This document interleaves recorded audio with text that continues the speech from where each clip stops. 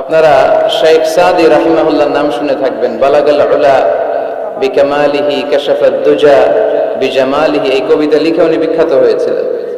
উনি Persian poet, ইরানি একজন কবি। তো ওনার একবার আর্থিক সমস্যা যাচ্ছিল, দৈন্যতা যাচ্ছিল, টাকা পয়সা ছিল না, ফলে ওনার পায়ে দেওয়ার মতো জুতা ছিল না।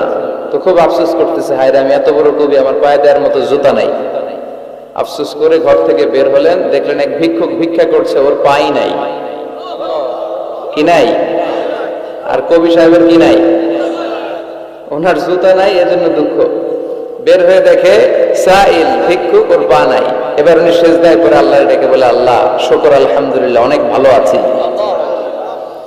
শুকর আলহামদুলিল্লাহ, বেশ ভালো আছি, অনেক সুখে আছি। এজন্য সুখ হচ্ছে আলহামদুলিল্লাহর ভিতরে। সুখ আছে কিসের ভিতরে? যে কোনো পরিস্থিতিতে আমরা থাকি না কেন, বিপদে আপদে, সকালে বিকালে, শীতকালে গ্রীষ্মকালে, আমরা কি পড়ব? আলহামদুলিল্লাহ পড়ব। এর কারণ চাহিদার কোনো শেষ নাই। যার আছে যত বেশি, সে চায় তত বেশি। দেখবেন যার সাইকেল আছে ও হুন্ডা চায়, চায় না? আরো নিচ থেকে যদি বলি, যার পা নাই ও চায়, আল্লাহ আমার যদি দুইটা পা থাকতো। কথা বলেন? পা নাই এরকম লোক আছে না এলাকায়? সে হেঁটে যাওয়া লোকদের দিকে তাকিয়ে থাকে, আর তার স্বপ্ন থাকে ওইটা, ইস আমার যদি পা থাকতো। হেঁটে হেঁটে হেঁটে যারা বাজারে যায়, স্কুলে যায়, কলেজে যায়, ওদের আফসোস যারা সাইকেল চালায় ওদেরকে দেখে, তাই না?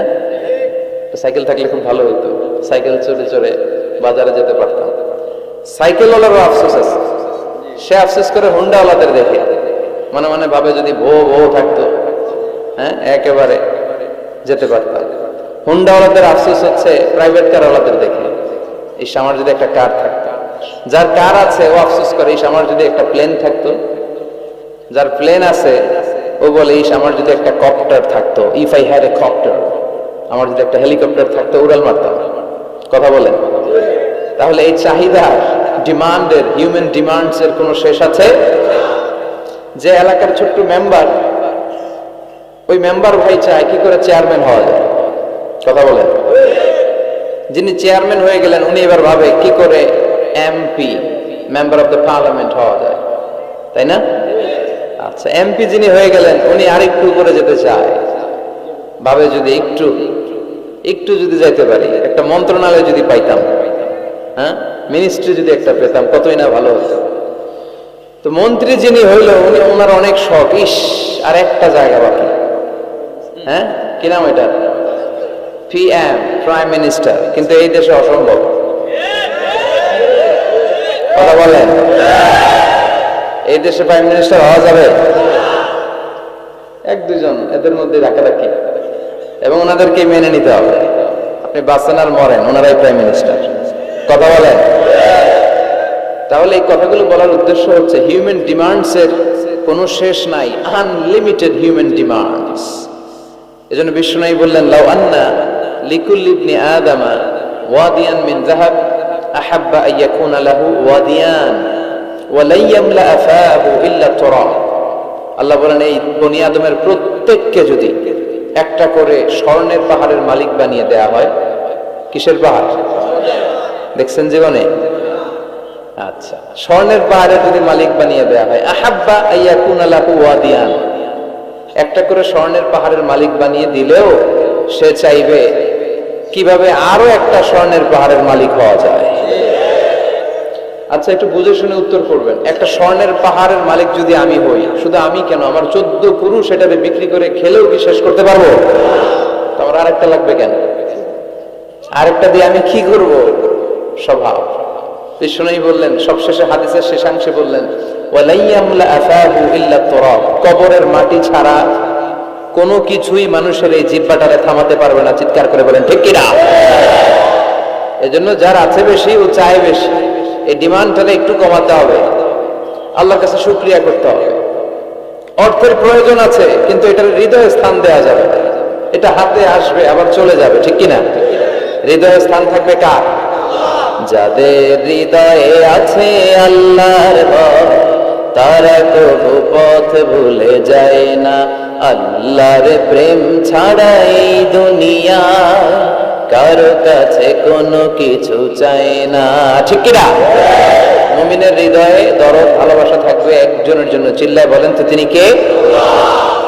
এজন্য আমরা যেন শুকরিয়া করি, আমরা যেন অভিযোগ না করি। দেখেন, আমরা যদি জিজ্ঞেস করি ভাই আপনি কি চান, কি লাগবে আপনার, কার কি লাগবে, একজন বলবে আমি এটা চাই, আমার এটা নাই, আমি ওইটা চাই, ওইটা চাই, কত কিছু লাগবে আমাদের। কিন্তু ঠিক এই মুহূর্তে যে লোকটা হসপিটালের বেডে শুয়ে আছে, ক্যান্সারে আক্রান্ত, ক্যান্সার যার নেই কোনো অ্যান্সার, ওরে যদি জিজ্ঞেস করেন ও বলবে আমার কিচ্ছু লাগবে না, আমি শুধু বাঁচতে চাই। ও কি চায়? আর আমরা অনেক কিছু চাই। এজন্য আমরা শুকরিয়া করব বেশি বেশি। শুকরিয়া করলে বাড়িয়ে দেয় কে? বিশ্বনবী দোয়া করতেন, আল্লাহুম্মা জাআলনি সাবুরা ওয়া জাআলনি শাকুরা ওয়া জাআলনি ফি আইনি সাগীরা ওয়া ফি আ'য়ুনিন নাসি কাবীরা। আল্লাহ আপনি আমারে ধৈর্যশীল বানান, আপনি আমারে শুকরগুজার বান্দা বানান। আল্লাহ আমার চোখে আপনি আমারে ছোট বানান, গোটা বিশ্বের মানুষের চোখে আপনি আমারে বড় বানান। সবাই পড়ি আমিন। এজন্য সবসময় প্রশংসা করবো কার? কম কম না বেশি বেশি? সবসময় শুকরিয়া করতে রাজি আছি তো? আল্লাহ সব সময় যেন আমরা তোমার শুকরিয়া করতে পারি, তুমি তৌফিক দাও। কথা বলেন, জট লাগায় নাকি জট খুলে দেয়? আলহামদুলিল্লাহ পড়ে। এজন্য কোরআনের সাথে যেন আমরা সম্পর্ক বাড়াই। We should increase the attachment with the holy book Quran. যতই সম্পর্ক বাড়াবেন আপনার মর্যাদা বাড়াবে কে? সম্মানিত ভাইরা, খেয়াল করে বুঝবেন, সাইয়েদনা জিবরিল আলাইহিস সালাম এই কোরআন নিয়ে পৃথিবীতে এসেছিল, তাই তিনি হয়েছেন শ্রেষ্ঠতম ফেরেশতা।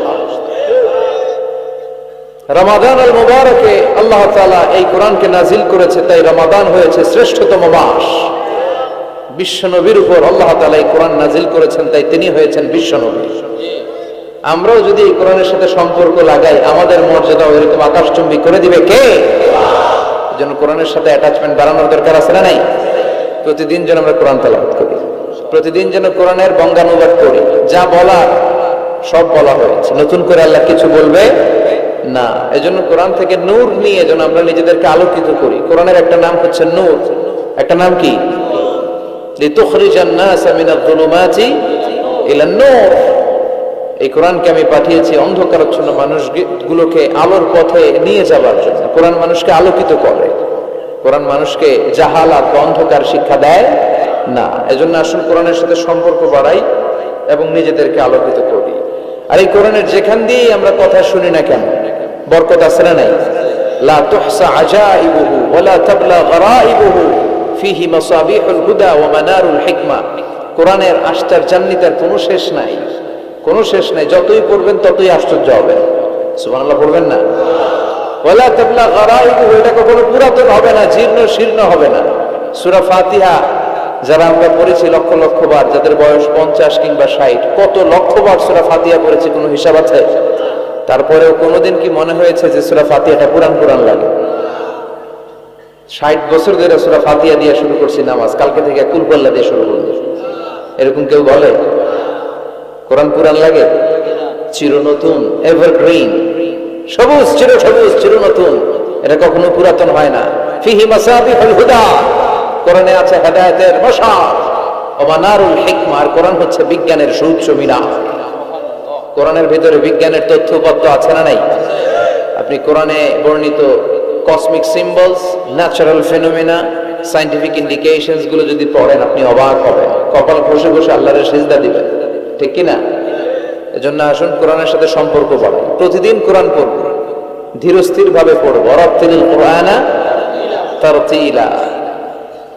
আনাস রাদিয়াল্লাহু তাআলা আনহুকে জিজ্ঞেস করা হলো, আনাস, আল্লাহ রাসূলের কাইফা কানা কিরাআতু রাসূলিল্লাহ, আল্লাহ রাসূলের কিরাত কেমন ছিল? তিনি বললেন, কানাত মাদ্দান, আল্লাহ রাসূল সাল্লাল্লাহু আলাইহি ওয়াসাল্লাম টেনে টেনে তেলাওয়াত করতেন, টেনে টেনে তেলাওয়াত করতেন। এই যে একটু আগে তেলাওয়াত হচ্ছিল সূরাতুল মুলকের, কত সুন্দর টেনে টেনে সে পড়েছে। এইভাবে বিষ্ণু সাল্লাল্লাহু আলাইহি ওয়াসাল্লাম টেনে টেনে পড়তেন। উম্মে সালামা রাদিয়াল্লাহু তাআলা আনহাকে জিজ্ঞেস করা হলো, কাইফা কানাত কিরাআতু রাসূলিল্লাহ ইয়া উম্মুনা, ইয়া উম্মানা, আমাদের মাতা, আমাদের প্রিয় নবীর তেলাওয়াত কেমন ছিল? উম্মে সালামা বললেন, কানা রাসূলুল্লাহ ইয়াকাত্তিউ বাইনা কিরাআতিহি আয়াতান আয়া, আল্লাহ রাসূল সাল্লাল্লাহু আলাইহি ওয়াসাল্লাম এক আয়াত এক আয়াত করে থেমে থেমে কোরআন তেলাওয়াত করতেন। পড়েন সুবহানাল্লাহ। এক আয়াত পড়তেন, থামতেন, আবার আরেক আয়াত শুরু করতেন।